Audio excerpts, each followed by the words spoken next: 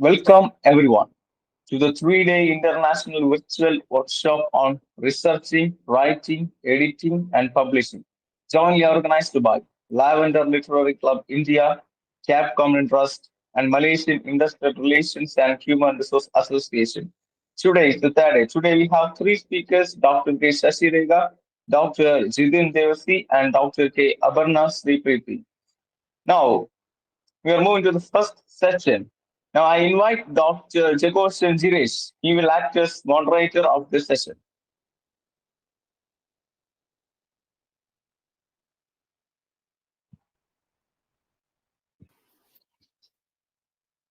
Thank you, Mr. Jinu. A warm welcome to all the participants who are present here on the third day of this international workshop. I believe the deliberations of this day as well will be of great use, and it will certainly impact your research writing career in the future as well. So this first session, it's my honor and privilege to introduce and welcome Dr. Jithin Devasi, my colleague and friend from Christ Deemed to be University. He's an assistant professor of English, assistant professor at the Christ Deemed to be University Department of English and Cultural Studies.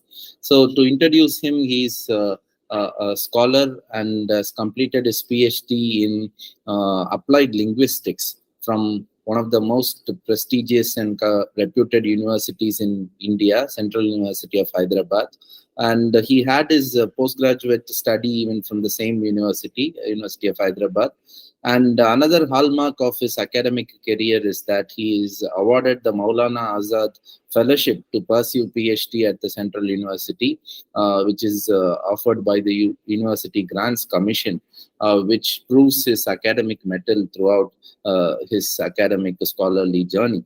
And apart from this, he has co-authored the 4 communicative English textbooks during his teaching tenure at Christ Academy Institute for Advanced Studies, and he has widely traveled the length and breadth of India for several conferences, and he has a few reputed publications in journals from outside India, especially the Pennsylvania State University's a reputed journal last year, and also several other articles in UGC Care and other journals as well.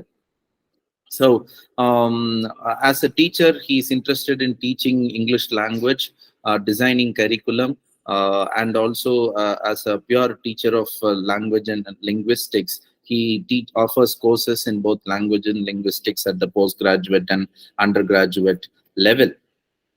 And he is also a resource person who has delivered talks on language acquisition and also language testing and syllabus designing in various conferences and workshops. So in this, apart from this, as a personal, on the personal note, I know Dr. Jithin as a sincere and committed teacher who offers his courses with a lot of discipline and hard work, and at the same time his pursuit for excellence has brought him thus far, and he is an inspiration for students and also colleagues like us to stick on to the academic program in a sincere way so that excellence will follow us. So I believe his talk on choosing a research topic, which would sometimes we would think that it is the base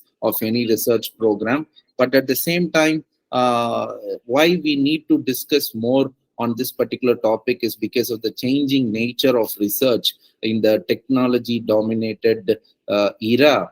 Still it is important to choose the right topic that suits our needs and also the societal needs. So this topic, though it is widely discussed, it is important to reassure our research pursuits as well. So I believe his brief talk on this particular area, that is choosing the research topic, would be of great use to all the participants. With these words, I welcome Dr. Jithin. The floor is open for you to engage the audience for the next 30 odd minutes, and by the end of the 30 minutes I'll come back again to facilitate Q&A session if at all the audience have any specific questions. Thank you, Dr. Jitin, and I welcome you again. Thank you, Jiresa, for your kind words. I hope I am audible. Is it, sir? Yes, sir. Yes. Okay. Thank you, sir. Okay. So thank you, everyone, for eagerly waiting to my talk. Without much delay, we'll just move on to my presentation. Okay. So I'll share my screen. Just give me a second.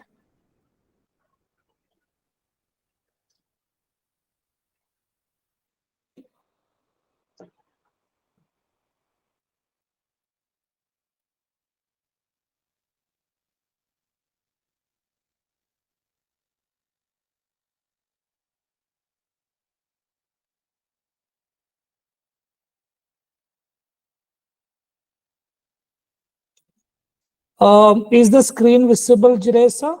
Could you please help me? Yes, sir. Yes, sir. Okay. Okay. Yes. Yes, how to select a research topic is a topic of discussion today. So we all know how to select a research topic, but then I thought this is very important in these days because so many students are eagerly coming to this field to pursue different careers actually. So many people are doing their research, and that is why I thought that this particular topic is very important because when you talk about research, you should always think about a topic. I will be always concentrating on topic, not the title, as well as not the area, because topic is a narrowed subject. So that is why it takes a lot of systematic steps to follow. That is why I thought that I'll just concentrate more on this particular area. Okay. Yes, we'll just move on to the topic. So yes, we all know what is research because people have been doing it for a longer time. Now, this particular situation, I feel those who are working, it is always a pressurizing situation for them because the institution will be always saying research, research, research, isn't it? So that is why this particular topic is always important. That is why I thought that I'll just look the meaning of this particular word research. So it is a kind of researching by using different methodologies and trying to find out what is new in the area. So you are searching it again so that you can find out something interesting by using existing methodology or by existing review of literature. You can use always the existing methods and everything in order to find out a new subject, a new topic, or new result. That is why this particular word is really important. That is why I have divided the word into re. Again, you are doing research. And whenever we talk about research, we cannot say that this is the end of it. No research is complete because one or the other way, there is always an option for a person to explore more. That is why you might have noticed whenever we write a thesis and everything, there is always recommendation, or you also suggest certain areas to be explored in your research. So yes, there is an opportunity for us to research all the time. And yes, it is a never-ending process. The only thing is that we need to select a research which is very interesting and demanding. Okay, yes. Do the right research and do the research right. This is very important. The first phrase talks about right research. Why did I give that particular word? It's because we should understand what is trending in the society. And we need to select the topics based on the demand of the society. Because when you observe the research that is being done these days, you can identify that there are so many research that is being done on AI, artificial intelligence. Why? Because there is a great demand of that particular area now. So if you start a research on that particular area, of course, people are ready to read and understand what is going to be done. But if you just write on a topic which is quite 10 years old or something, of course, nobody is going to read it because they already know what has happened in that particular area. So always take the topic based on the demand. and do the research right. There are certain procedure and process that you need to be followed in order to find out a good research or in order to identify a good research topic. So the process is important and the demand is also important. That is why I have kept that particular phrase, right research and research right. That is very important. So always remember these two things whenever you start a research. Okay. So the first and foremost thing for doing a research is that you need to identify a topic which is interesting for you. So, but unfortunately, most of the time, whenever you go for research like PhD and everything, sometimes your guide would be saying, okay, I may not be comfortable in the area. So you do research which is comfortable for my area, isn't it? You might have experienced all these things. That is why we feel that it is very sad to listen to those words from the guide. So that is why we always say that always select a topic which is interesting for you, so that whenever you start working, you will not lose that particular interest. This is very important, okay? So your interest should match your research interest. That's very important, okay? Yes, let's move on to the next slide. You might ask, why do we need to do research? It's very important. So whenever my students come and approach me, I always ask them to ask the question, why and how? So whenever you start asking why, that indicates that yes, you are starting to explore something new, or that might be a good research in your future. Always ask, why is it happening? How is it happening? So that will lead, these questions will lead you to do a research in a proper way. So the purpose of a research is to answer certain questions. For example, you are traveling by a bus, you might be noticing certain things on the road. If you start asking, why is it happening? The question is there. So there is a question, and if you want to answer it, you need to do some kind of research. It can be very basic research, it can be very theoretical, it can be very practical. So those things varies, but try to ask the question, why is it happening? How is it happening? That will lead you to select a topic and do research on that particular topic. And yes, of course, why? To solve a problem, because there is an existing problem in the society or in particular area, and you are trying to solve that particular problem by suggesting a solution. So that is why we always talk about research question and hypothesis. We always start with a research with a hypothesis as well as a research question. This is very important. So that is why I mentioned the purpose of a research. Before doing research itself, you should understand, why should I do a research on this particular topic? So sometimes your friends would be asking this question, oh, what is your research on? Okay, so you need to have an answer, because that always interprets the purpose of your research. You should be able to explain what are you doing and how are you going to solve it. So that is the purpose of a research. This is a very demanding area these days. Everyone should be aware of it. There should be a purpose for your research. Now, yes, we'll talk about certain tips for selecting research topic. I am just giving certain hint.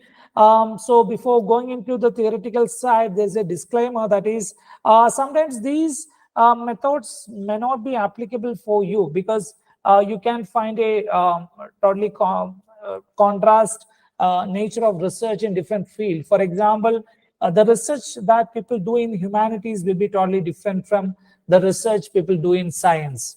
So you can try to apply these rules and regulations by using these knowledge, okay? So don't say that this is not how it is done in certain research area, because it varies based on your guide, based on your stream. That's very important, okay? But these are the common things that you can follow in order to find out a research topic. Of course, identify the research area is one of the challenging tasks actually.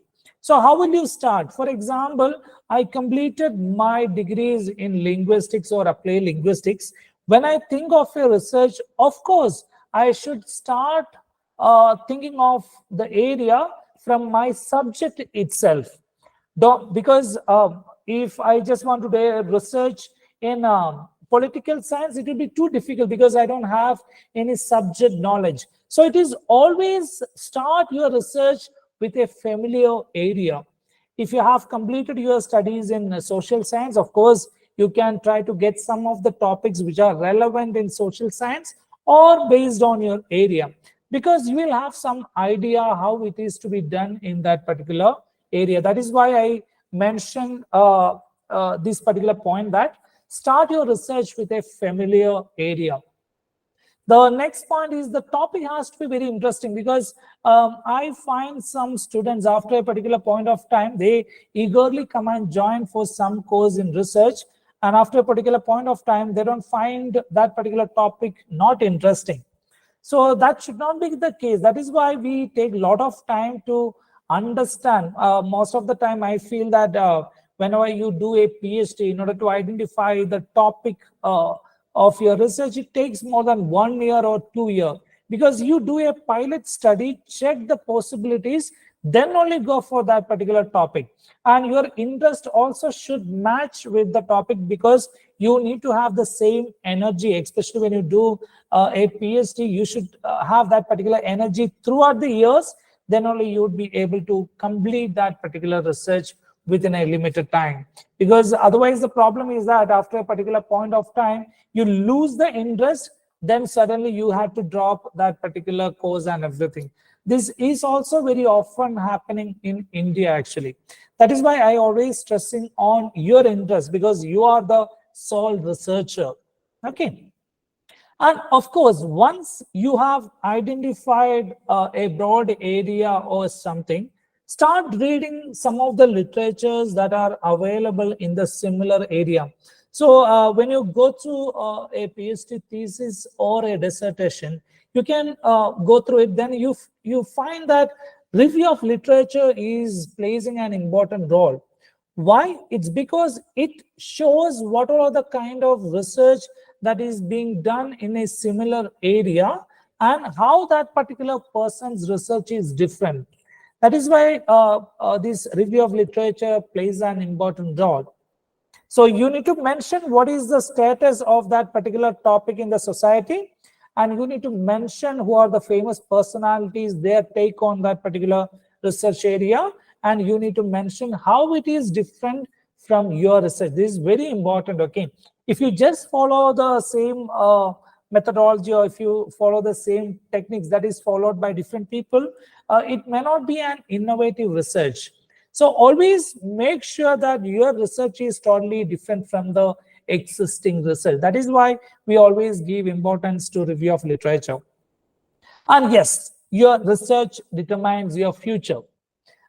These days, if you have completed your PhD and everything and trying for some job, you can understand that these days NITs, IITs are always mentioning the recent trends of the areas of that particular subject and asking for the application for the post.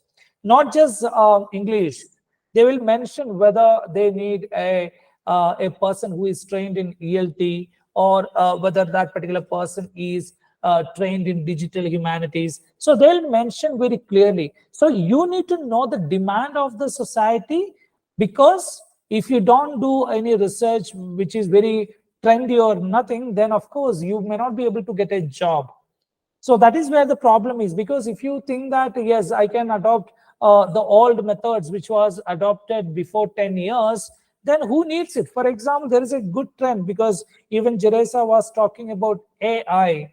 Nobody expected that, yes, this AI will take into consideration by different people. But now, yes, ChatGPT is playing an important role, and so many people are doing research with AI and everything. Even computational linguistics was quite popular 5 years back, but nobody expected that this would be the future. So that is why I say that always check your research topic with your future. Check whether there is a scope for your research topic for a future development. If not, don't go for selecting any old topic and everything, because people need new technologies, new techniques. Actually, you can find the difference. For example, 10 years back, if you just observe the research, it was totally based on secondary data and everything. Now things have changed. Everything, the technology has changed. Even the teaching methods have changed. Even the tools that are used to teach methods have also changed. So there is a great variation in technology and everything. So always check whether there is demand for your topic, then go for it. Don't say that my guide told me to select this research topic, that's why I'm just going with it. Sometimes it happens because your research guide likes this particular topic, that is why you just follow it. Don't do like that. Always check the future aspect of your topic, then only you need to select it. Okay, yes, and write down all your thoughts and ideas. So whenever you start reading something, or whenever you start discussing with your friends, of course, you will have some of the ideas coming to your mind. Oh, that's a good topic. I need to just read on that particular topic. But the problem is that whenever we think of that particular topic, we think, oh, that is not very good topic, because how will that particular topic suits me? Don't think like that, okay? Because sometimes your small thoughts can change your life. Okay, so that's why this is very important. Even if what comes to your mind, it can be a question, it can be a problem, just write down and keep it. Just reflect on that particular topic so that you can come up with a really interesting and innovative topic.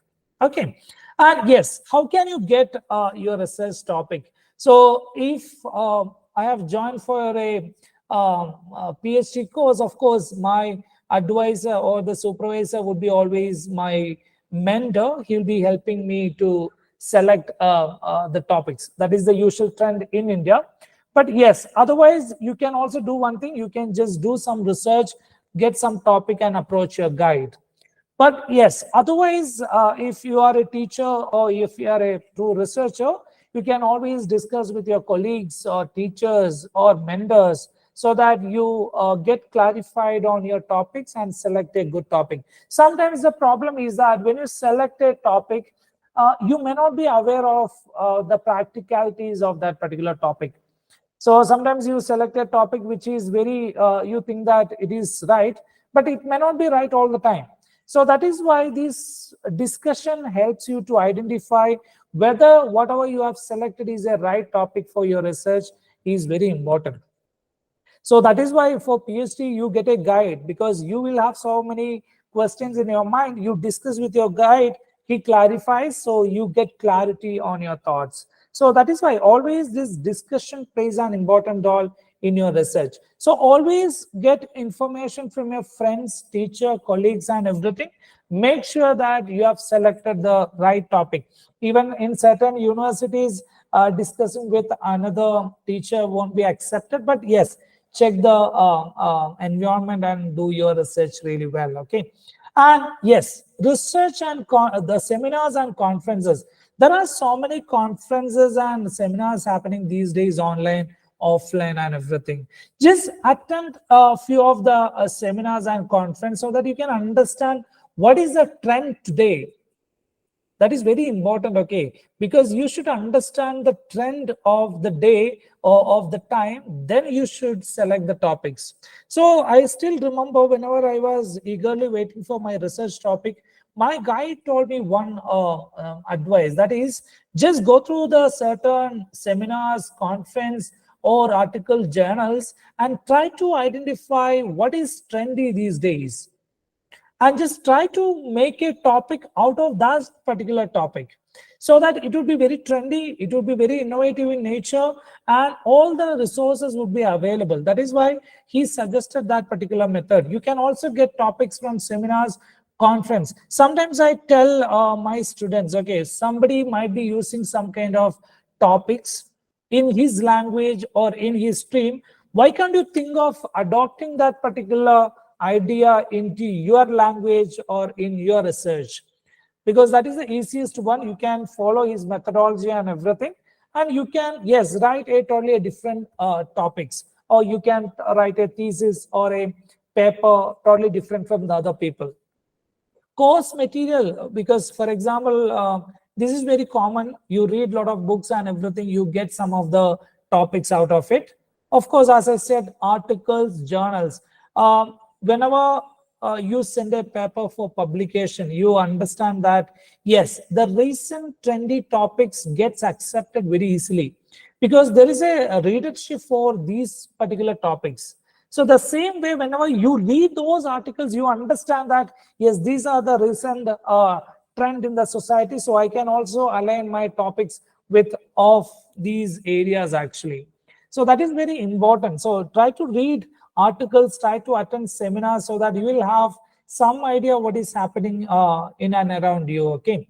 Yes. And newspaper, because we were talking about problems. You need to find out a solution for a problem. Whenever you read some newspaper with respect to your subject and everything, you understand that, yes, there is a problem that is existing in the society. And yes, you need to find out a reason for it.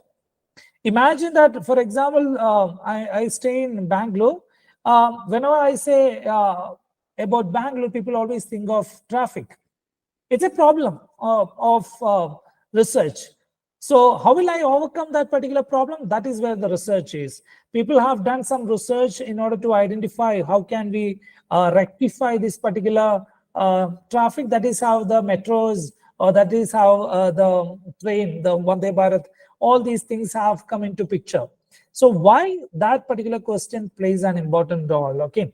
And of course, internet, the recent subject or the recent research topics are very available in the internet. You can check which is very trendy and select that particular topic, read around that particular topic so that you can come up with your own topic. Don't copy and paste it. Just try to explore that particular topic. Then you will get your own topic by reading certain articles and everything. So when you do a research, certain question that you will have to be asked.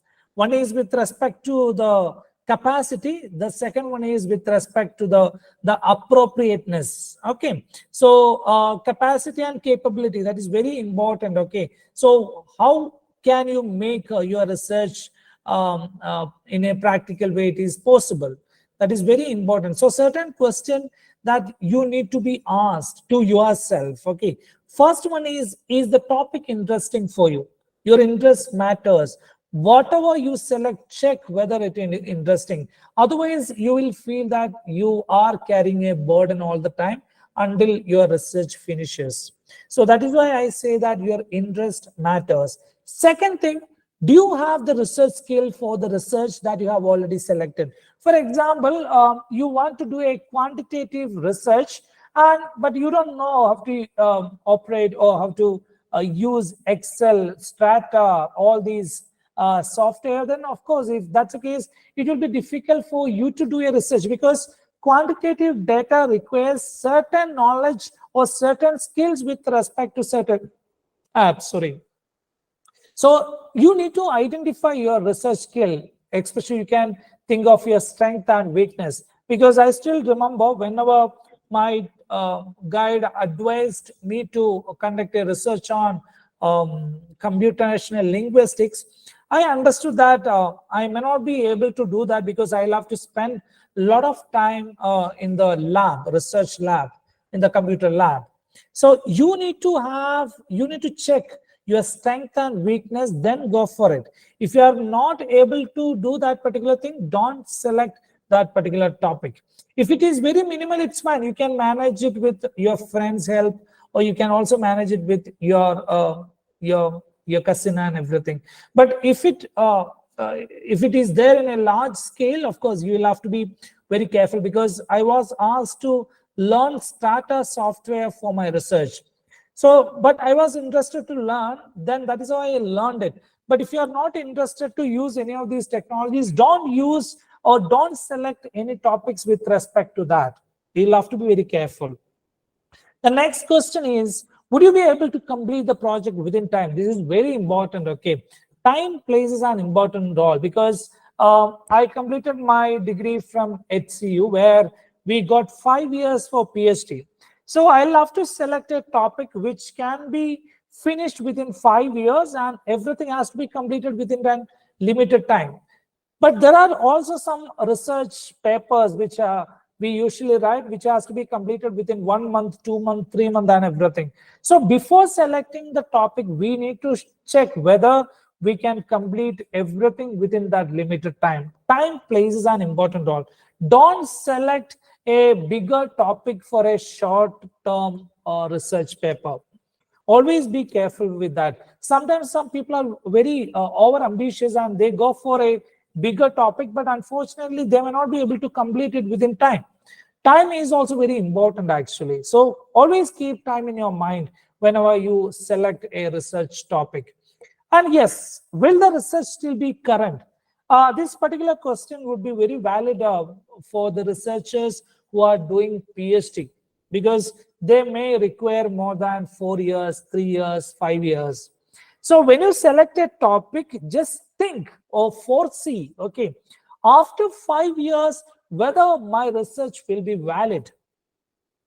Because the world is changing so fast and you will have to do your research very fast, then only that particular subject will have that particular acceptance. So always think that, yes, whether you would get that particular acceptance after completing your study. So this particular question is very valid with respect to the PhD scholars, because they take a lot of time and check whether your research will be valid after 5 years or 4 years. Okay. And this is also very important. Do you have financial support for your research? This is very important because in humanities as well as social science, I don't think you need a lot of money for your research. But whenever I think about science, because my wife does research in chemistry, and she always talks about characterization, and she says one characterization costs 10,000, 12,000 and everything. So for those kinds of project or those kinds of study, you will have to always find a financial support, because I find so many people struggling a lot while their PhD is being done in order to meet their expenses. So why do we work? The first answer would be for money, isn't it? So you need to have some financial support for your research. Sometimes some people, even for publishing, they ask a lot of money. So always check all these feasibility, whether you are capable to do it. Okay, your capacity has to be checked, because whenever you think of foreign publication, of course, you need to spend money in thousands, 50,000, 60,000 and everything. So that is why this money plays an important role even in research. Okay. Yes, and will you be able to access the data? Because some data will be restricted throughout. For example, whenever you ask some kind of data from government or some personals, you may not get it all the time. So make sure before you select some topic, you need to go for a preliminary study in order to check whether the data would be available. The data will be available for you to do research, whether it is open accessed. Always check that, okay? Because you would be thinking that, okay, I can access it after 1 or 2 years, but that may not be open to all the people. So always check whether it is open or closed, okay? And appropriateness, this is very important, okay? Does your research topic match your career goals? It's very important, because check what you want to become in your life. And whenever you do research, check whether it is matching with your area, with your study, with your teaching, or with your career. This is very important. Okay. For example, I'm a teacher. I do a research in business, but whenever I go for an interview, they'll ask, "Why did you do research there?" There is no connection there. So always try to have a connection so that I can do, there is nothing wrong in it, but always try to have a connect with your career so that, of course, you'll be placed in such a way based on your research. The second question is that, does it matches with the institutional goal? It can be institutional, it can be your guide's goal, because sometimes you need to always work under certain institutional conditions, or some you may not be able to do research outside, you may not be able to go to different campuses and do the research. So check whether these options are available. If it is not, restrict your topic. If it is okay, you can also widen your topic. And do the research questions an objective match? This is very important, because why do you want to do research? Check that with the research question. What are you trying to explore in the research? There should not be any mismatch in it. Okay.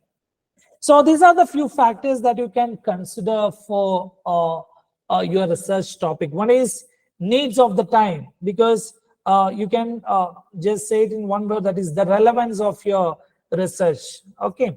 Why do you want to do this research at this particular point of time? Whether it is valid, all these questions you need to consider. Yes, there is a problem that you are going to solve it. Are you going to solve a problem? Just check. Or are you just doing research which is already done by some other people? If that's the case, the problem is not going to be solved. So check. That is where the innovative idea comes, because if you want to do the same thing which is done by the previous people, there is no innovativeness in it. So you will have to be very innovative in nature, then only you can attract the audience actually. Okay, feasibility always you can think of the practicality. For example, we have a social commitment to the society actually. If you do a research, it should be applicable one or the other way to the society, so that it can transform the society. Whether whatever you do, is it applicable in that particular context? That is also very important. So we have also got social responsibility. That is why this particular point plays an important role. And of course, try to think big and out of the box. Don't always follow the same style, because now AI is the trend. Don't always work on the same chat GPT and everything. Try to find, you can select the broader area as AI, but try to find out something different. Don't use the same method, same technology, same thing, same topic. There was a trend, I feel that yes, one of the problems that we usually face is that one research paper will be presented in more than 10 conferences. Same repetition, nothing new in it. So people also will get bored out of it. So always try to find something new. Sometimes you may think that it is foolish, but it may not be. So try to be innovative in nature, always discuss, always try to find out the driving forces behind those topics, so that it can be an innovative research. Okay, so these are the few models which are existing in the society, with which you can select a good topic. The first one is flash of brilliance model.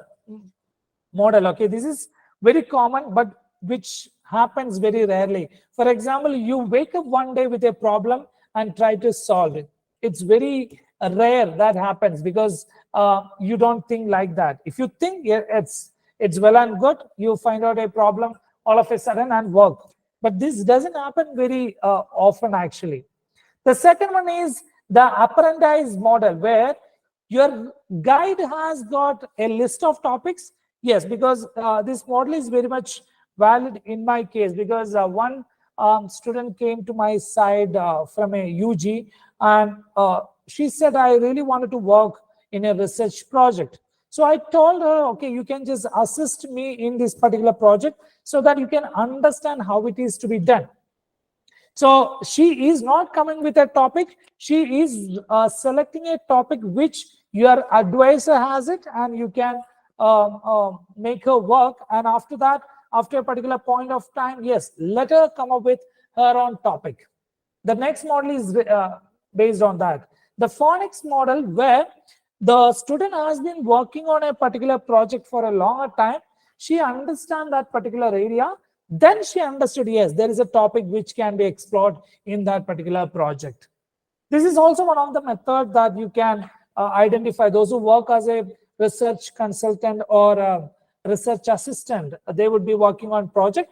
Out of this project, they can find out a PhD topic. This is very well used with science subjects like chemistry and everything. They have been working with a project and they find out there is a problem, and that can be one of my research topic for my research. And the next one is the star player model, where you work on different topic. Okay, small topics, and eventually that becomes a paper. So you try to connect it with different subjects. For example, I am doing a research on language. I use certain methods of economics, certain methods of psychology and everything, and I just connect it with all these subjects. Eventually it becomes a research paper. And this particular method is also very valid because people usually say that, yes, multidisciplinary research is always welcoming. That is why this particular model is also placing an important role. The next one is the synthesis model. The same, you can also relate it. You read something from computation or computer science. You think that, oh, this particular methodology can be adopted in my section.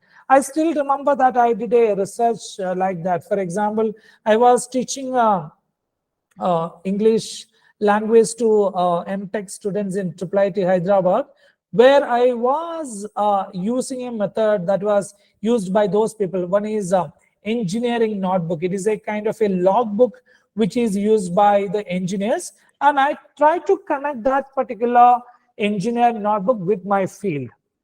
That's very important. You synthesize both these particular knowledge with your knowledge. So that is also very important. So these are the variant model with which you can select a topic. You can follow any one of these methods to select your topic.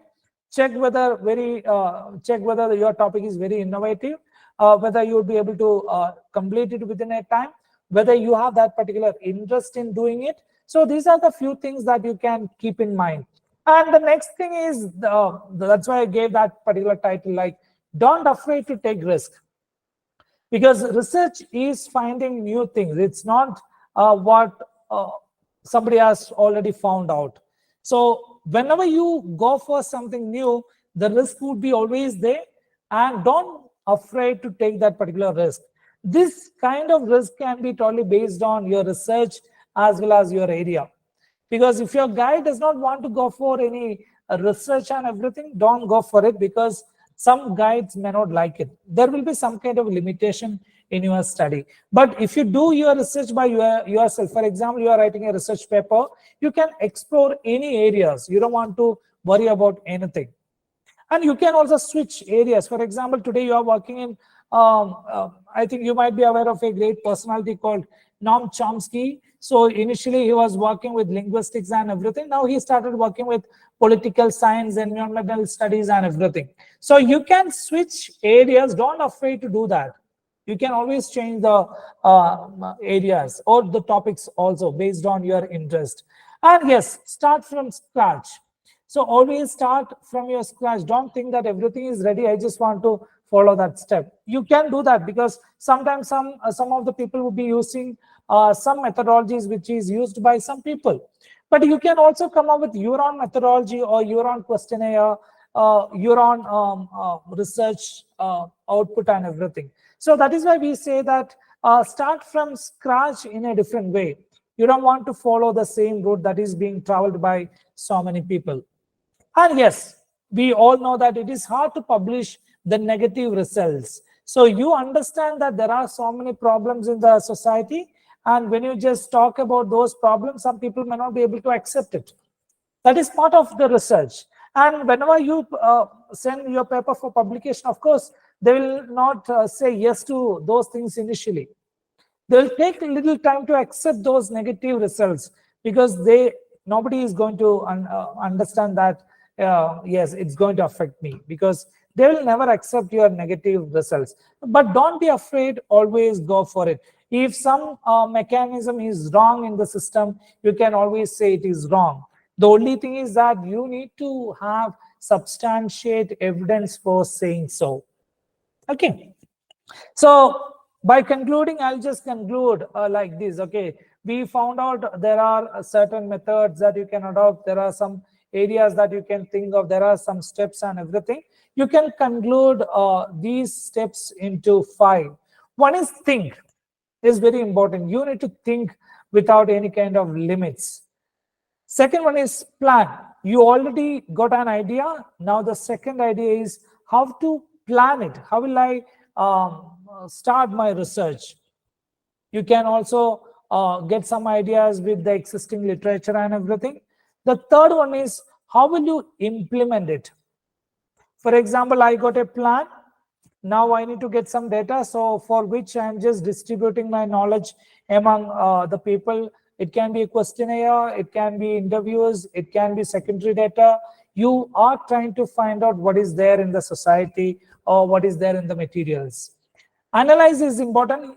After implementation, you gather the data and check what is happening. Okay, you understood there is a trend that is being done in this particular area, and this is your research thing. Yes, once you get that particular output or research, you can go for publication. So these are the basic things that you can think of. But in order to select a topic, you can, yes, go through any of these methods, as well as you can think of certain basic ideas so that you will get an innovative ideas. Okay, with this, I'm just concluding it. Thank you guys for your valuable time. I hope this particular session was very innovative for you. Thank you, Jiresa. Thank you, sir. Yes. Thank you for this insightful talk. I hope the audience, participants will also would have found it more informative as well. Now I open the floor for any further discussion. Participants, if you have any questions, you can post your questions. You can raise hands, and I believe the organizers would unmute you. Yeah. Mr. Jinu, can you please unmute Mr. Ramlingam? Okay. Hello, sir. Hello, sir. Good evening. Yes, good evening, Ram sir. How are you, sir? Yes, fine, sir. Tell me, sir. Sir, I have 2 questions to ask here, sir. And Okay. the session is very good, sir. Actually, I thoroughly enjoyed it. And and I have one basic question, sir. And we are actually striving for some innovative things in research, right? To find out some new things or explore new things. And at the same time, we are also saying that the publishers are not interested in publishing the negative results, right? So innovative things means, it goes against the existing norms or the settled principles or whatever the normal things, we will, so it is a bit contradictory, I think so, sir. This is number one. And secondly, sir, I'm actually doing PhD, sir, from Savita School of Law, Chennai, sir. I'm a first-year student. And what would be the optimal sample size, sir, for PhD research? Can you address these 2 issues, sir? Thank you. Sure, sir. That is why the first question with respect to the negative results, okay. So my research also was on the teaching methods and use of English textbooks in Kerala.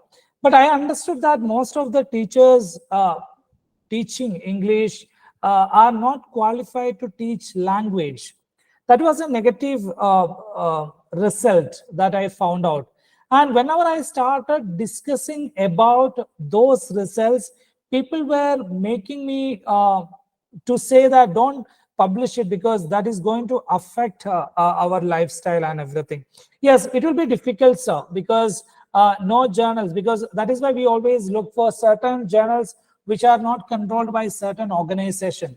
So you can check for certain journals where you can publish your negative results. The only thing is that whatever you propose, it has to be true. You need to validate whatever you are saying with some kind of proof. That's the only thing. So even that is what I did. That is why even in Kerala, when I sent my papers for publication, they were not ready to accept it because they understood that this is the trend and they don't want to change it, because when some new research comes and asks questions, they may not be able to answer it. That is why when I send the same papers for different universities abroad, they were ready to accept it. So you need to select certain journals so that people are ready to accept without any kind of inhibitions. That is the first answer to your question. The second thing is sample size. Sample size, it varies because my research was also quantitative in nature. It was totally based on the suggestions and the feedback of the students. I went for 380 samples.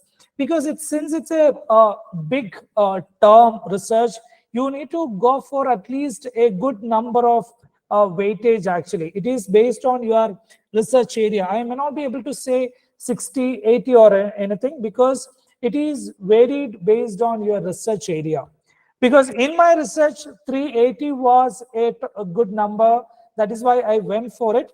But in your research, just check how much would be because if you select 10 as an optimal level, people may not be able to accept it, because 10 may not be a good number. So a good number can be at least 60, 70 or 80 based on your research actually.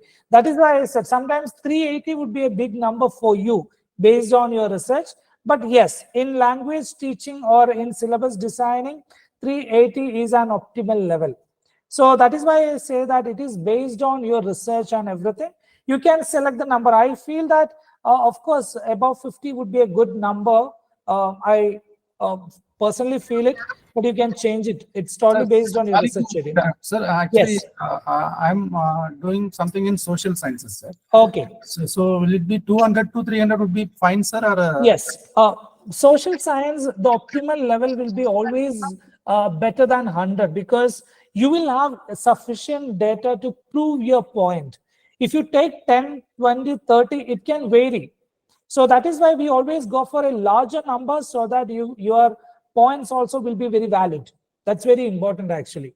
So you can go above 100 at Thank you, sir. least. Yes, sir. Thank you, sir. Thank you, sir. Sir, if I can add to what Dr. Jitin said on this, yes, yes, it is completely based on the type of research and the topic or area in which you deal with, sir. That's what I believe with my little experience as well. Because if it is an experimental study, even one sample is fine. That's what people say. Because if you do an experiment on particular a student or a learner, for a longitudinal, if it is a longitudinal research, that is for over a period of time, even one sample is fine.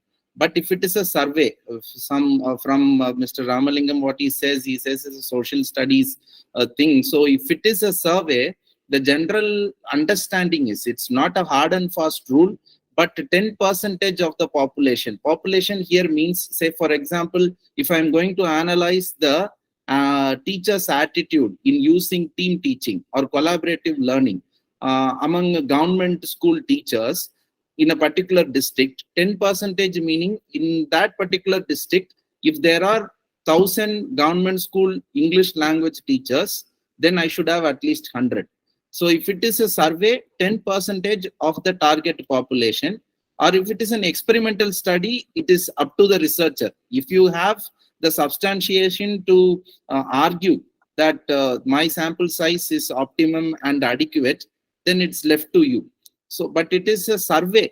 If you want to collect ideas about certain things, conducting a survey, then 10% of the population in the target population. That is the example I gave you. As if it is English teachers, government school English teachers in a particular district, 10% of the teachers should be there minimum. That's what it's an understanding. It's not a hard and fast rule.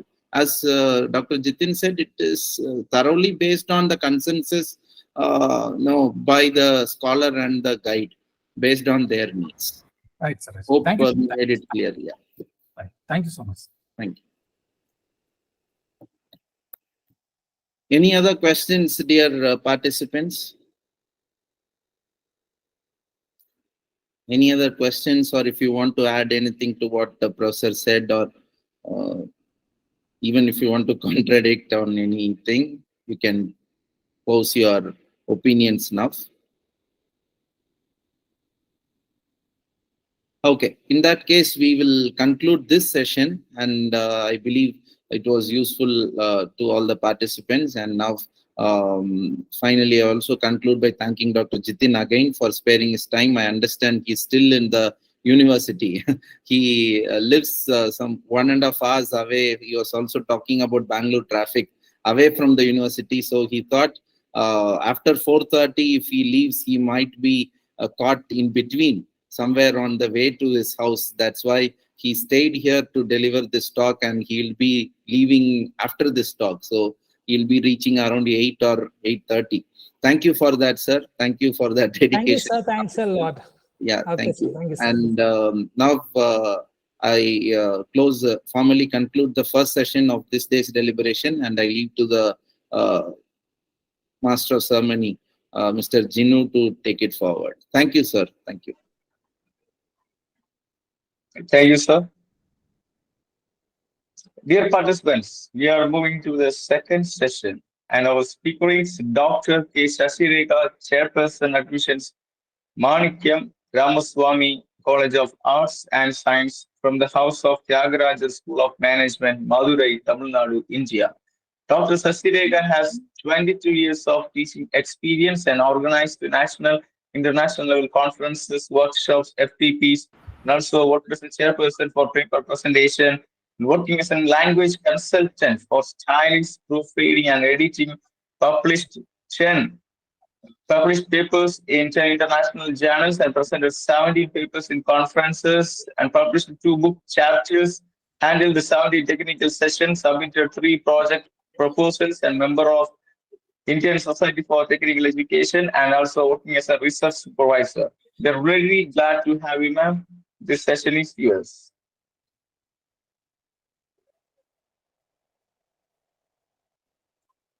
Good evening, participants. Thank you, organizers, for introducing me. Am I audible to everyone? Yes, ma'am. We're audible. Yes, thank you so much. Yes. So as a continuation of the previous topic, today I would like to take up on what is literature review and how to write it. Are you able to see my screen? Are you able to see my screen? Yes, ma'am. Yes, ma'am. No, ma'am. Not yet? Once.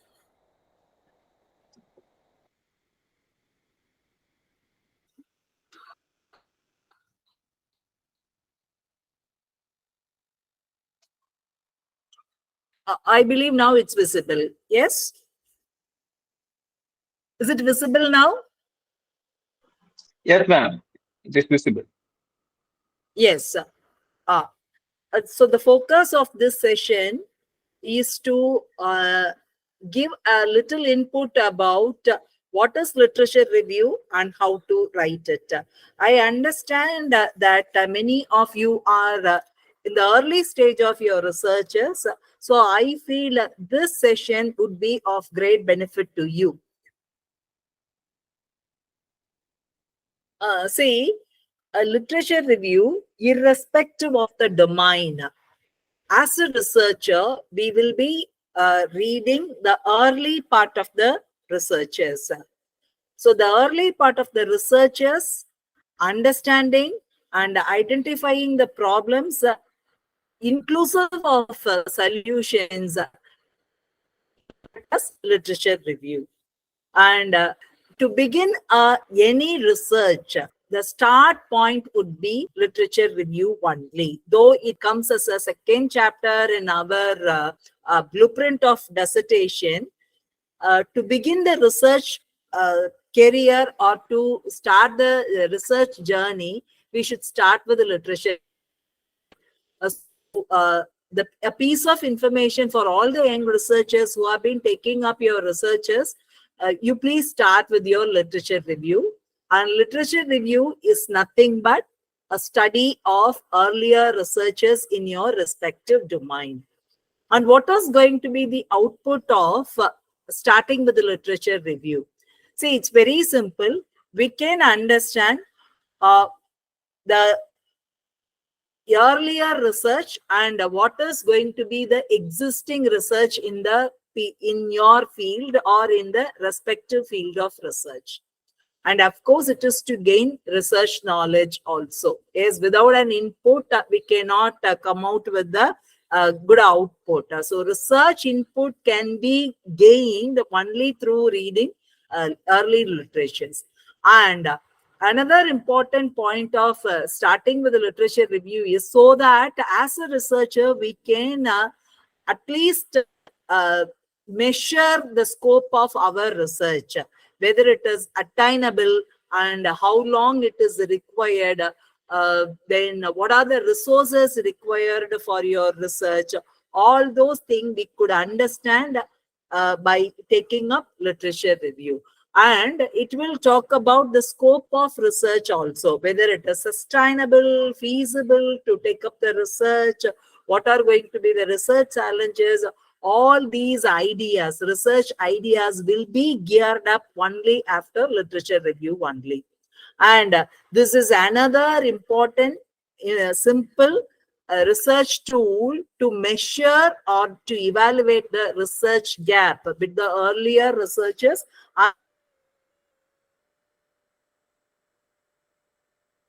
And literature review, as I said earlier, is the start point of any researcher's travel. And by reading literature review only, we will come to know how we could narrow down our scope of study. So for example, if we start with the I do not know whether non-humanity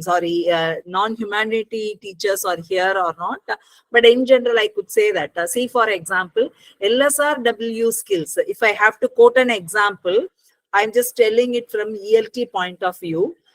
You wanted to listening, LSRW skills, all the 4 skills. When we take it up as all the 4 skills, all right, so we could start with all the 4 skills, but we cannot take up all the 4 skills integrated together for a research. Then it consumes much of your time. So once after started reading literature, I could as a researcher, we would have developed the research idea, and one point we could clearly understand, all right, though it is an integrated skill, LSRW is an integrated skill, my research could be more focused towards writing. All right, even in writing, then the further reading would help me to understand instead of writing, it could be academic writing. Like that, from generic to specific, we could make our research travel very specific. And to reach that specific point, as a researcher, you all have to know about the early part of your researches and to affirm research direction. This is what I said. Writing, LSRW, it's an integrated approach, fine. But the focus could be on writing. Yes, writing is also several types of writing is there. Then academic writing, how to strengthen the academic writing of tertiary level learners, or how to develop listening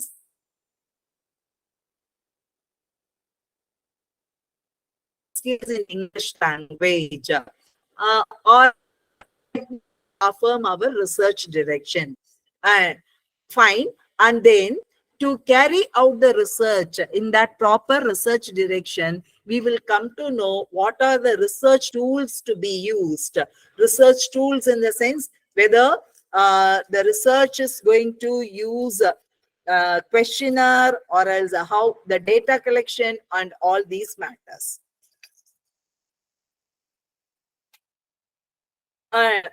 So that, and when reading the early researchers, we will identify the unsuccessful approaches also.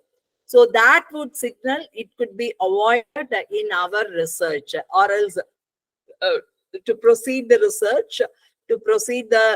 research, in your domain, you will come to know the successful methods, unsuccessful methods, where more challenges required, what tool is suitable.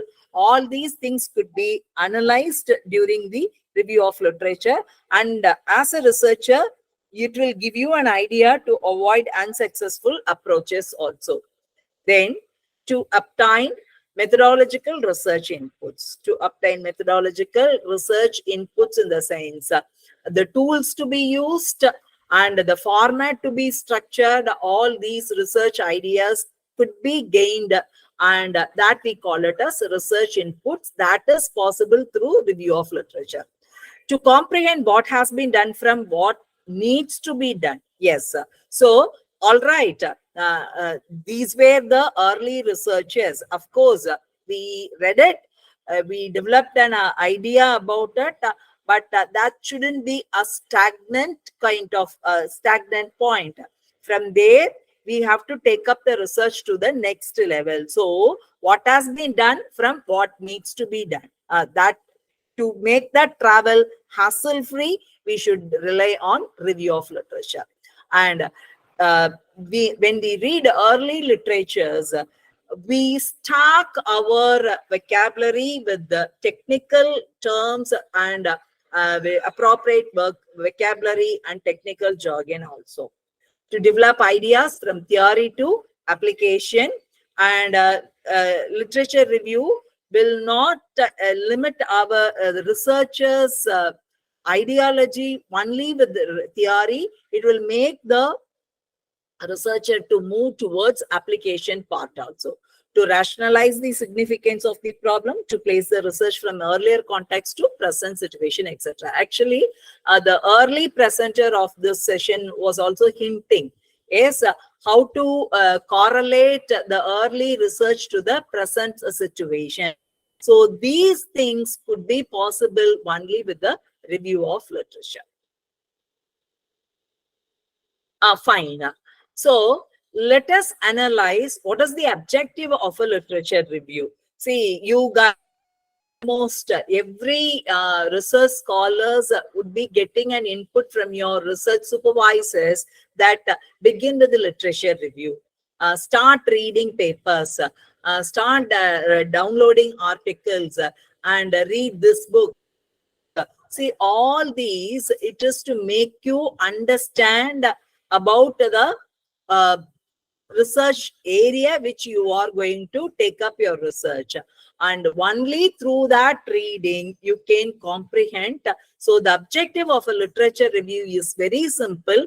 That is the start point, will make the researcher to read about the early researchers. The reading will leads to understanding. That understanding will further be converted to research writing. And it is to develop good understanding about the published works in your area of research. So that will give a very crystal clear picture to the researcher, the earlier published works and the success rate of your research and the limitations which you could very easily avoid in your research. All these research ideas can be collected or it could be instilled from the early part of studies. And it is not simple summary of information or notes. See, one thing, as young researchers, you all have to identify when you take up literature review is, it is not just a summary. It's not summary of from this article, that article. Every reading should generate research ideas, and it has to be connected with your research. Based on that, the researcher should be informed. Yes, it is not about taking diversion. It is making the researcher to travel in the more focused way. And it is a critical review on the earlier researchers in your domain. Yes, of course. As a researcher, when you take up early literature readings, you can make your mind a little critical also, so that it would become very scientific. And as a researcher, you will come to know what techniques you can follow, and what are the things, or what are the success rate, and what is the failure percentage, and where you have to focus, which you have to cut down. All these ideas can be generated. So now this is the objective of literature review. And the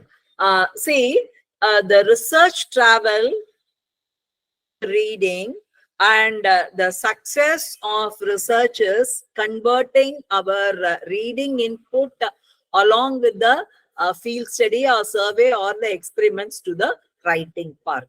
So it will we make the researcher to start the writing process also. So the early existing researchers, the reading, understanding will give you a clear research output. So that will give you a confidence to generate sentences regarding your research topic. And these are the facts which you should understand regarding literature review. When we structure our research dissertation, the topic, the first chapter should which we have to start our research writing is literature writing, literature review only. Though it comes as a second chapter, yes, this is the chapter which we have to start writing. And if you take up any dissertation and if you make a quick analysis of it, you as researchers, we can very easily identify literature review could alone stand as a research article. Yes, even that chapter alone could be published as a separate research article, which means it is a very independent chapter. It is a collection of earlier researchers' experience documented in connection with your research topic, and gains background knowledge and act as a roadmap for present and future study. Yes, definitely literature review is a kind of a blueprint for where what was done in the earlier part and what is going to be in the present and what and how it is going to be proceeded in the future. The clear roadmap is just the review of literature only, and it is a self-research reference resource. When a young researcher starts with the literature review, it will stand as a kind of referential resource for the researcher himself or herself only.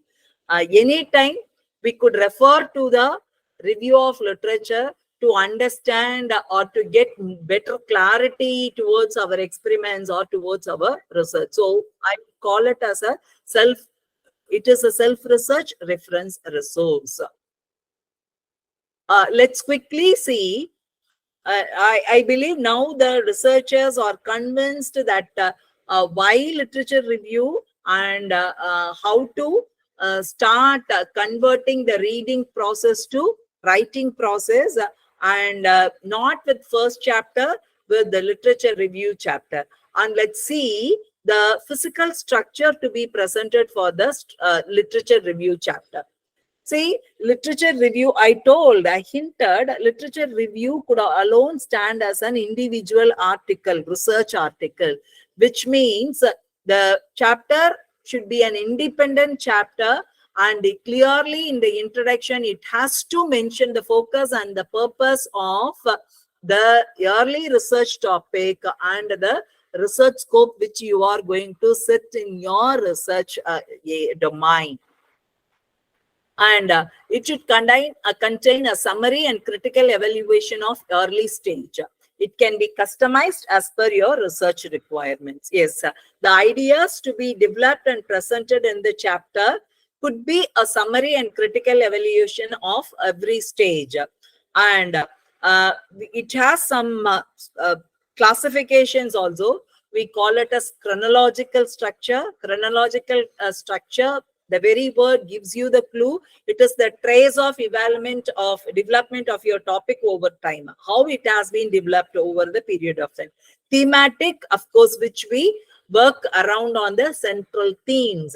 If I have to give an example for thematic literature review, see, for example, if we take up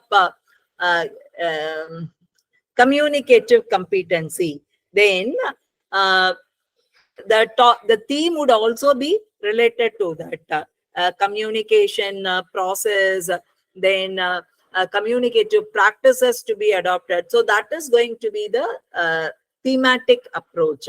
And methodological approach is again like step-by-step procedures. When it involves a step-by-step procedures, we call it as methodological approach. Then theoretical, when we proceed the research with some theoretical perspectives, and we support, we take support for our research from the particular theory, then we call it as theoretical approach. See, for example, when we take up women writers, then naturally feministic approach would be taken as a support tool. So then we call it as a theoretical approach. And it should have, the literature review chapter should have conclusion also. There you have to talk about what is the key finding from the literature, and what is in how it is going to be different, or how it is going to carry your research. That has to be clearly mentioned in the conclusion part of it. And so now the objective is very much defined, and let's move on to see how to write literature review. The early slide talked about the introduction, then the classifications, and of course it mentioned that there should be a conclusion also. Now, this slide gives you an idea. We have to begin our literature review with a statement of the statement purpose of a review. By the statement purpose of a review, in the sense, a clear indication, the clear indication of why this has been taken as a research topic. Yes, so naturally it would have been developed by the earlier researchers. That we call it a statement purpose of a review. Define your research focus in connection with existing researchers. Yes, if we have to take up ELT as an example to quote here, there would be several umpteen researchers, and the levels vary: school level, college level, then PG level, business communication, this, that, like that. So your research focus should have a connection with the existing researchers. And of course, in the literature review, the main issues have to be highlighted, and a background of your study, and present how it is to be connected with your work. Yes, so that will be a kind of a platform for you, or else the foundation for you to build your further chapters. So this is how you have to focus on writing literature review. Yes, since we talked about writing review of literature, I feel that this is my responsibility to give you some language input also. So to ensure readability in your research, these are the linkers recommended to use it sparingly in your research. See, for example, however, in light of, nonetheless, contrary to, on the other hand, in addition to, additionally, of equal importance, furthermore. These linkers are very well used by all of us. But you please see to that and don't use the same set of linkers. Instead, to make the reading a very smooth reading and not a boring reading to the researcher, these linkers can be suitably placed in the sentence. See, for example, contrary to, on the other hand, of course, both the linkers are talking about the contrast point of it. So it could be used it appropriately the same way. In addition to, additionally, furthermore. So it's all how we are going to use it. But definitely, researchers, please be aware of these linkers and use it appropriately, not just in your review of literature chapter, in other chapters as well. What is this called? Reporting verbs. See, reporting verbs are nothing but which is used to introduce references. I could make it little more clear, I guess. See, for example, it is suggested that. So, suggested that is a reporting verb. All right. So it gives a references early. Okay. Based on the earlier studies, it is suggested that. Reporting verbs has a very vital role in the writing mechanics of research writing, and it can be used to indicate your personal research point or the other researcher's viewpoint, in addition to the early research. Yes. Furthermore, on these experiments, like that, the early linkers, what we have seen in the early slide could be used wisely by the researchers.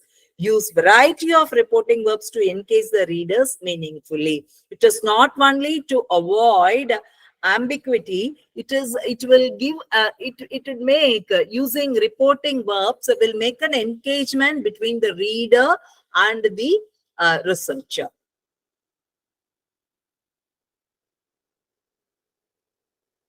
And these are the examples for reporting verbs. Suggest that, insist that, shows that, defines that, outlines that, finds that, claims that, etc. See, these reporting verbs come along with that. Yes, you could see that, because remember, guys, research writing will be in third person narration only. Scientific writing will not be in a first person or second person narration. Any scientific writing matters, any technical communication matters, we follow only the third person narration. Hence, we use along with the reporting verb that conjunctions also.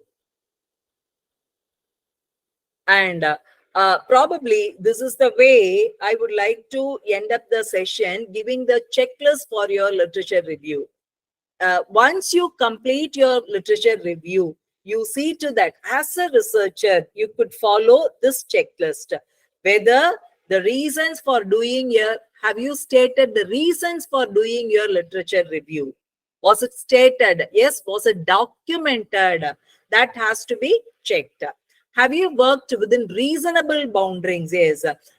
You cannot bite which you cannot chew. Yes. So when we begin our research journey, naturally we would be very over ambitious, and we expand our circle and we expand our research boundaries. Only literature review would make us to understand where our research have to stand, and it will define our boundaries. So definitely this you have to keep it in your mind. Have you worked within reasonable boundaries? Have you emphasized recent developments? Yes. No research will be justified without talking about the recent developments. If we take up language acquisition, we cannot avoid talking about ICT tools, mobile assisted language learning, computer assisted language learning. Even I could say that computer assisted language learning has become obsolete. Yes, because we have been moved to mobile assisted language learning.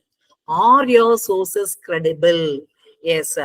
We would have collected, as a researcher, you would have collected plenty of resources. It could be in the form of web sources, or it could be in the form of print sources.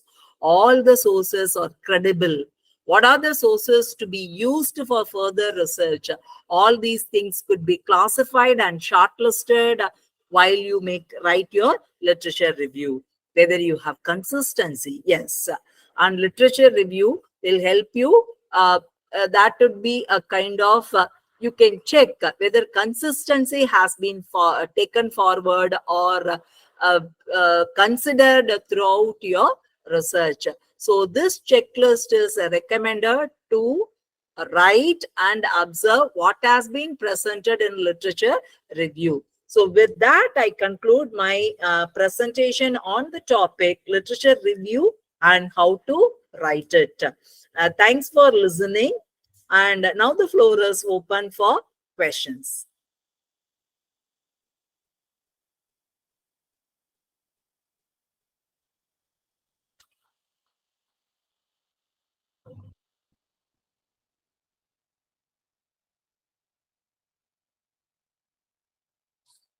I think I could stop sharing it. Shall I stop sharing it? Yes, ma'am.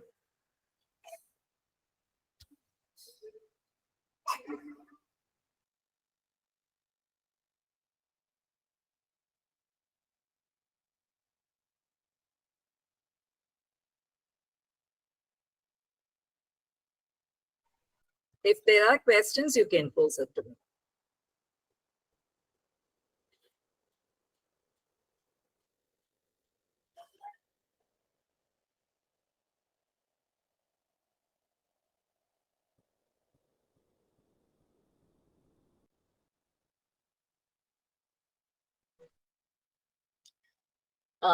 Dear participants, if you have any questions, you can ask.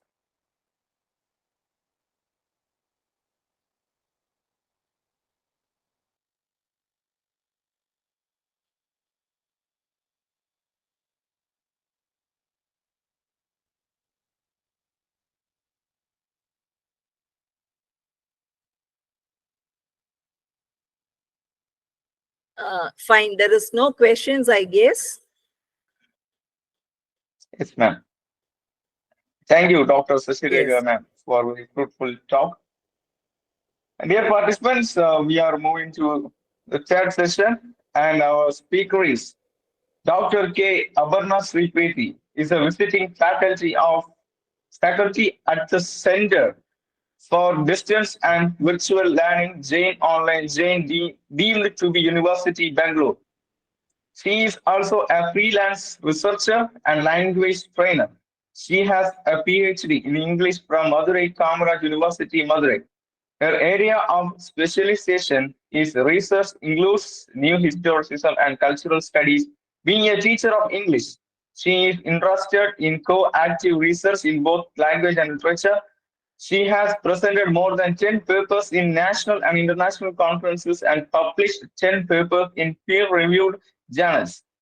She has interacted with the print media on several occasions during her student days on topics related to education and women empowerment. Furthermore, she has also completed MOOCs on using educational technology, media literacy, Shakespearean studies, and academic writing from universities of international repute. We're very glad to have you, ma'am. I'm handing over this session to you. This session is yours.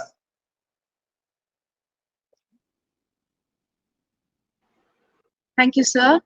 That was a wonderful introduction. So, am I audible? Yes, ma'am. You're audible. Yeah. Thank you, sir.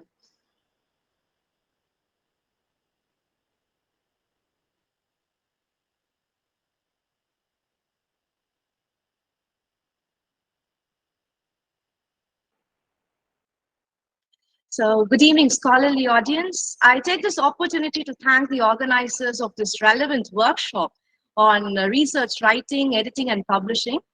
I, along with the audience, would like to appreciate the efforts taken by Lavender Literary Club, Cape Comorin Trust, and Malaysian Industrial Relations and Human Resources Association. So in this last session, I'm going to deliver a brief talk on the common language or vocabulary errors committed by researchers, and we'll also look into ways on how to rectify those errors in our journey towards enhancing research and academic writing skills.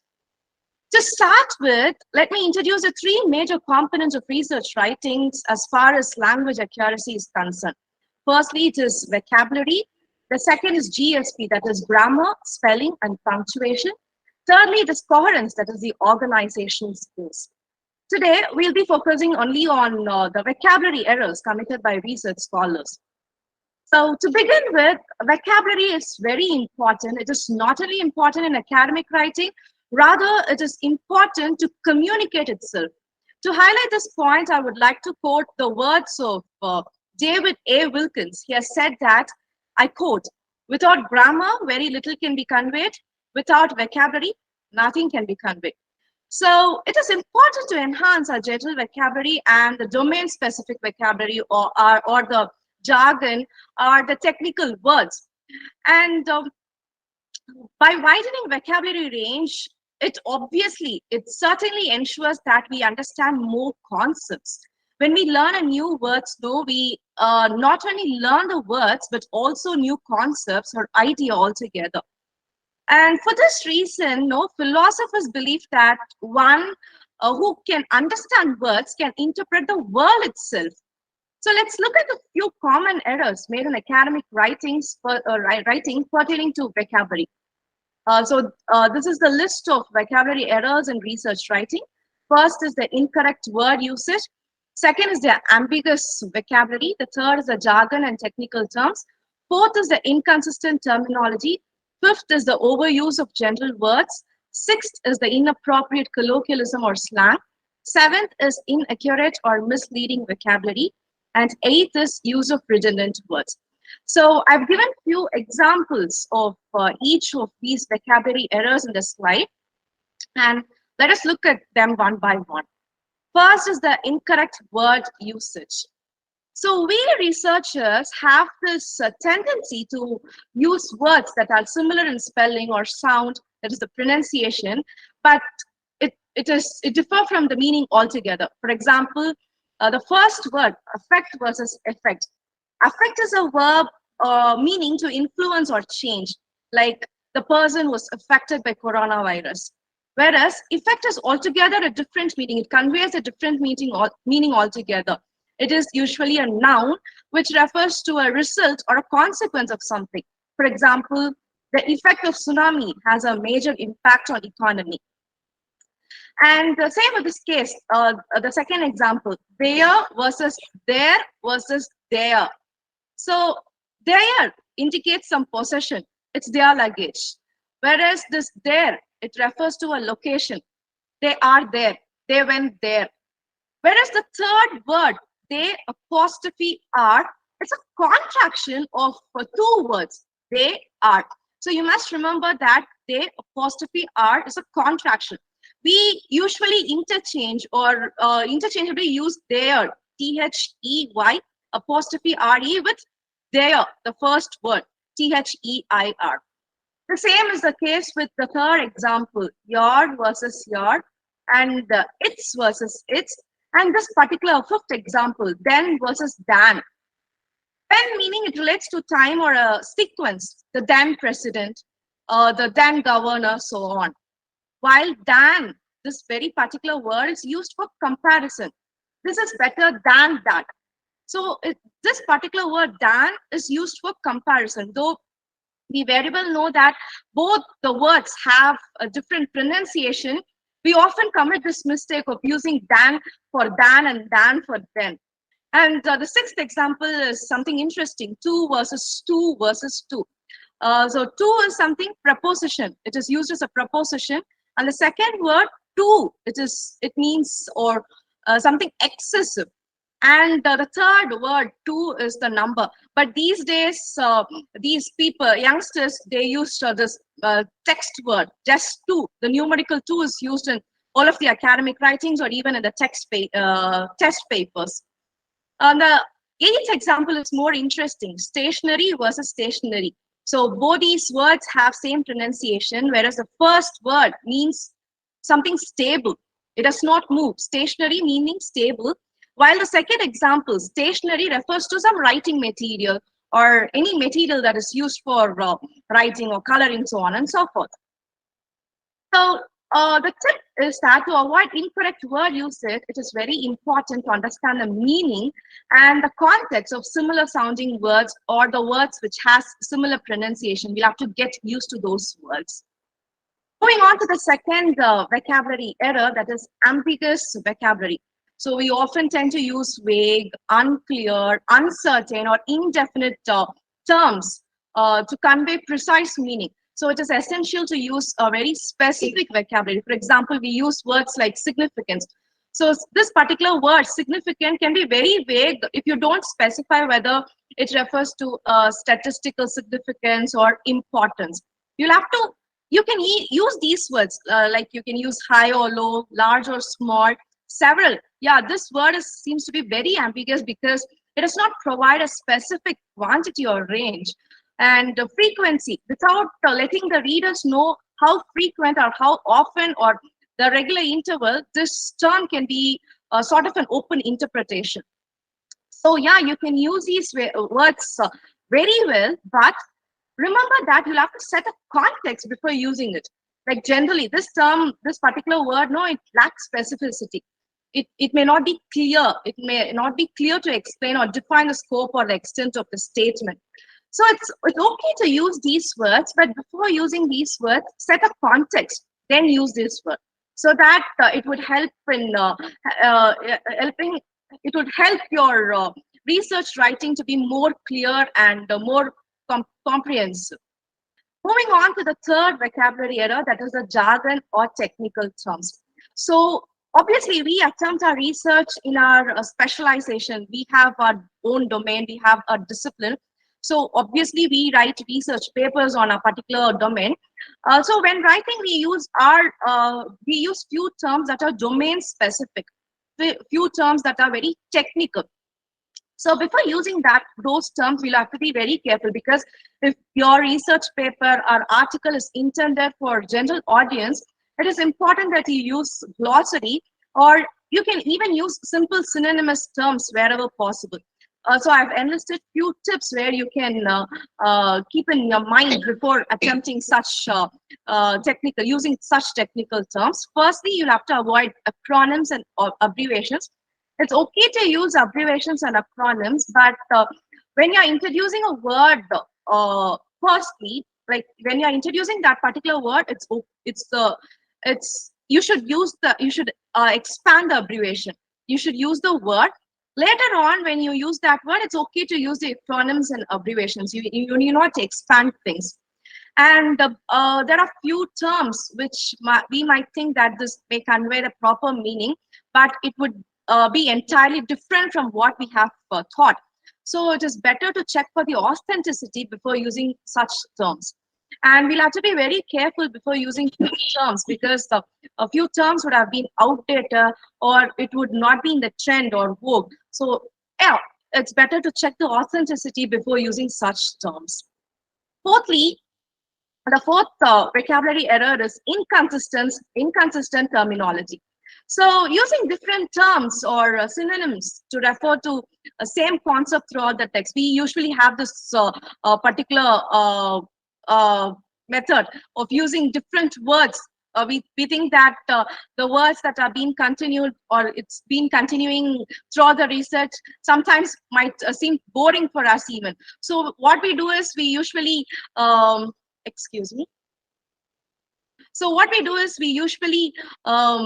you change words. So the first example here is participants and subjects.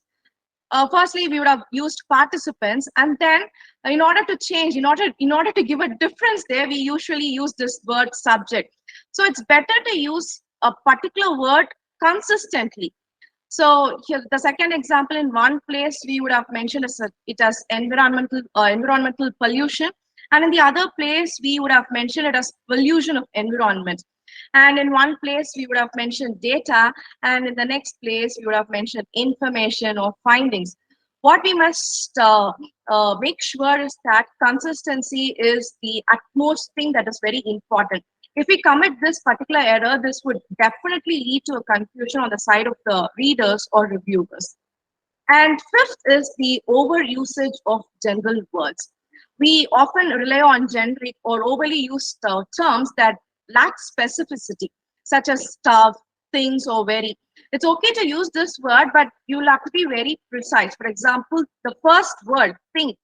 Thing may refer to anything: laptop, table, pen, pencil, bottle, cooker, anything of that sort. So before using this word, we'll have to be more specific. Use a specific term, then accurately describe the object or concept that you are referring to. Same likewise in stuff, very, good or bad. Even good or bad, specify the particular quality or the attribute, then it's okay to make use of these words. As I mentioned earlier, set a context, then it's okay to use such words. And to conclude, by avoiding the overuse of these general words, research writings, it becomes more precise, it becomes more informative and engaging as well. And the sixth vocabulary error is inappropriate colloquialism or slang. Now, let me gather answers from your side. What is the difference between dialect and a slang? You can just unmute yourself and come up with your answers, or you can even post it in the chat box. What is the difference between dialect and a slang? Yes.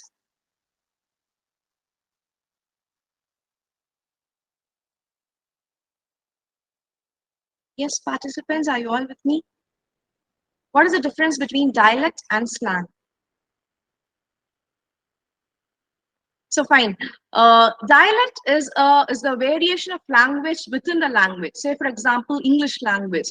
So there are different dialects like British English, American English, Australian English. Even within the British English, we have several categories, difference in that. Whereas slang is the informal usage of language. For example, the person died last night is a formal usage of language, whereas he kicked the bucket last night is an informal use of language. So we often confuse dialect with slang. So if we use slang, it would definitely undermine the professionalism and the credibility of their writing. For example, these are the examples: cool, awesome, crazy, gonna, wanna, yeah, kinda, sorta, excuse me.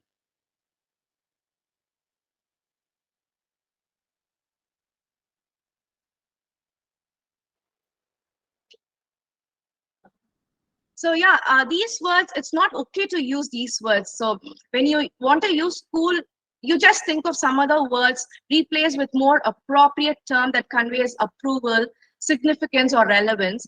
And awesome, it's not okay to use this word awesome. Use a more formal word that accurately describes or that seems to be very impressive. And crazy, it's not okay to use those words. And if you want to use the words like gonna, wanna, it's better to expand it. Like it's better to use, it's appropriate to use going to, want to. Similarly, it's not okay to use won't. It's okay to use would not, or can't. You can't use this word can't in research writing. Cannot, you'll have to expand it. And kinda, sorta, instead of kinda, sorta, you can use somewhat or sort of. So you'll have to be more formal. It is important. It is very much important to maintain a formal and professional tone in research writing so that it ensures clarity and even credibility to your research. The seventh is inaccurate or misleading vocabulary. So using words or phrases that are factually incorrect or present a biased viewpoint is not okay. For example, proven, avoid using such terms like, because there is definitive and widely, this is not definitive or widely accepted. If you don't have a widely accepted evidence or a support to claim your argument, it's not, just totally avoid words like this, proven, and even these words, groundbreaking or revolutionary. Avoid these kind of words if they do not they seem to be very subjective and exaggerated. Here, I'm reminded of example, the influencers on social media, they just introduce a product to us and they just say that it's budget friendly. Budget friendly, what is budget friendly? Budget friendly is subjective. 500 means budget friendly to me, but the product would seem to be 2000. That's not budget friendly to me, right? So words like these are subjective. What is budget friendly to me may not be budget friendly to you. What is groundbreaking to me may not be groundbreaking to you. What is best to me may not be best to you. So avoiding such words is highly appreciated. Let the reviewers take these, have a privilege to take these words. And as a writer, let's embrace some intellectual honesty. So maintaining accuracy, the precision in vocabulary is very important research writing. So it's always you ensure that you use vocabulary that reflects the evidence or supports the intended meaning without misleading the reader. Lastly, redundant words. Redundant words is the repetitive words. So we'll have to eliminate those words, and we'll have to remember that eliminating those words will not alter the meaning or the clarity of the sentence. For example, absolutely certain. The word absolutely in itself is unnecessary. It's unnecessary here because certain already implies a higher degree of confidence. Likewise, in end result, the word result alone is sufficient to convey the outcome. So end is sort of redundant. And just like past history refers to something in past, right? So past is redundant. And can able, so both can, either you can use can or able, because both the words denotes the ability or capability of something you do. And the words like the true fact, a fact in itself something true, right? So true, using true is unnecessary. And yeah, an interesting example is free gifts. A gift is something given without charge, right? So free is something unnecessary here. And new innovation. And innovation is something very new or novel. So adding this word new is something redundant. So you'll have to remember that effective writing involves, or it conveys your message very clearly and concisely. So eliminating redundant words can help you achieve that goal. It does not alter the meaning of your sentence. It does not alter the meaning of your entire research, but it gives a sort of a professionalism to your research. To sum up this brief talk on vocabulary use in research, I would like to highlight on 3 points. Firstly, you'll have to be organic, be candid in portraying things. Just as a researcher, we definitely have a flair for writing. So just take a pen or just type it things that are already in your memory, and avoid over dependence on thesaurus. If you are depending too much on thesaurus, it would definitely or certainly lead to use of words that are out of context. And the second is listen and read. The only way to enhance the vocabulary in your memory is to listen and read. And thirdly, and the most important point is 3R formula, that is receive, recall, and reproduce. So receive is the act of learning new words through listening, reading, and watching. Recall is a sort of an intrapersonal interaction about how and where to use new words or words that you have learned newly. The third is reproduce. It is a conscious use of the newly learned words, which can be used in a meaningful context in a conversation and even in our writing. So just as I began my lecture, I would also like to end my lecture with a quote by Evelyn Waugh. I quote, "One forgets words as one forgets names. One's vocabulary needs constant fertilizing or it will definitely die." So I hope this particular quote has highlighted the 3 points that I mentioned already. And I also remember an example. My professor used to give new words daily. He used to utter new words in this context daily, and later we learned that those are the words that he learns on daily basis, and he uses them almost many times throughout the day. So that is how he enhances vocabulary. So we'll have to adhere to these formula, 3R formula, so that it would definitely help us in enhancing our vocabulary and enhance our research writing to a greater level. A sort of professionalism would be there in our research writing. Thank you. Any doubts or any questions?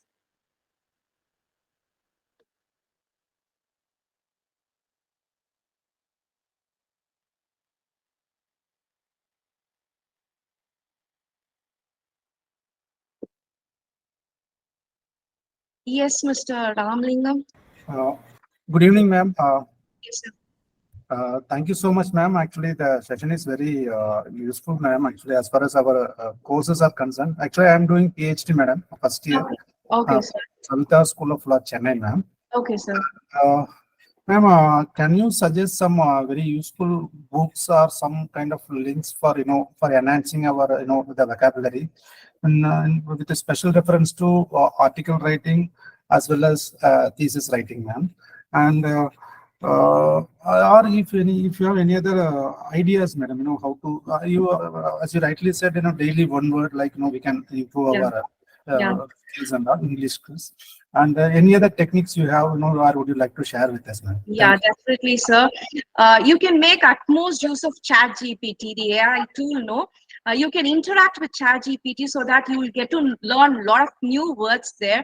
And vocabulary, as I mentioned, you'll have exposing yourself to vocabulary, learn that vocabulary and just start reproducing it. though people call you or term you any sort of thing like Peter Udra, that's okay. You just use that vocabulary, make utmost use of the vocabulary that you learn. And there are no hard and fast rules, or there are no prescribed books for learning vocabulary. So you just expose yourself to reading. And nowadays we are very much interested in watching things. So expose yourself in watching good videos, good language videos that enhances your vocabulary. So that's how you can enhance things. And just adhere to this 3R formula. You'll have to receive it, recall, and start reproducing it. So while reproducing it many times, you will get to learn a lot of new words. As I mentioned, you'll also get to know the concepts of those words. You'll also get to know you'll also learn various concepts by learning those words. Sure, ma'am. Thank you so much, ma'am. Thank you. You can make utmost use of AI tools. There are a lot of AI tools available. So like you can enhance your language also while using those tools, not only vocabulary. Vocabulary in turn enhances your language. So you can make use of ChatGPT is the fine example or fine tool that can help you enhance your vocabulary, sir. Sure, ma'am. We will try, ma'am. Thank you. Happy research, sir.